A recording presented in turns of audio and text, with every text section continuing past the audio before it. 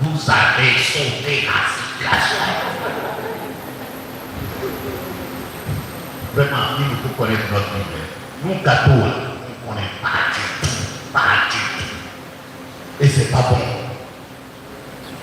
Nous sommes prêts à réciter des jours, salut Marie et consorts, mais la Bible là, c'est zéro. Est-ce que vous pensez même que c'est la parole de Dieu? Mais si vous croyez vraiment que c'est la parole de Dieu, vous devrez la prendre au sérieux. Vous devrez être avec passion, chercher à la comprendre, à la pénétrer. Bon, de toutes les façons. Bon, donc, nous avons la pauvreté de cœur qui est un état pas très immédiatement, hein, on n'aime pas la pauvreté, hein, qu'elle soit matérielle ou spirituelle, on n'aime pas.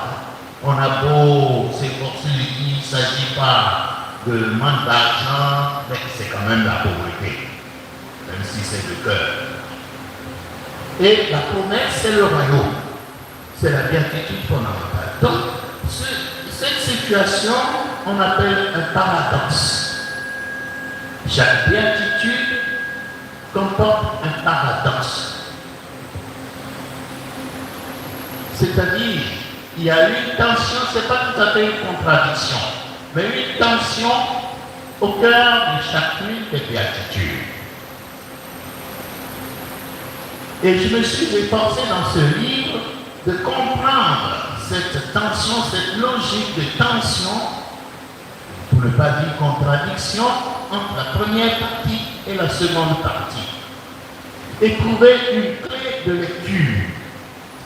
Et l'une des clés de lecture, pour comprendre chacune des béatitudes et cette tension, c'est la dialectique de la souffrance, mort et résurrection.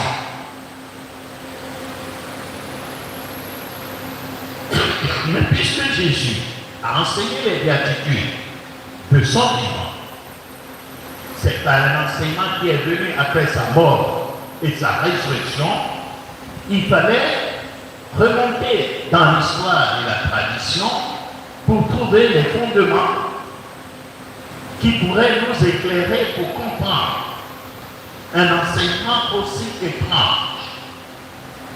Et la clé de lecture finale, je l'ai trouvée dans le chant, le fameux chant du le quatrième chant du serviteur souffrant chez Isaïe. Isaïe, chapitre 52, 53. Ce texte, on ne le lit qu'une seule fois dans la liturgie catholique, une seule fois là. C'est quel jour? C'est le jour où il n'y a pas de messe. Le seul jour de l'année, il n'y a pas de messe. C'est le jour le plus dur, le plus triste.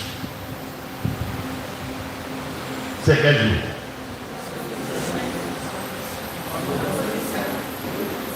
Mais ce n'est pas le jour le plus joyeux. Il y a des églises, hein, il y a certaines églises protestantes, c'est le meilleur jour pour eux, de toute l'année. Le vendredi saint. Oui, c'est le vendredi saint.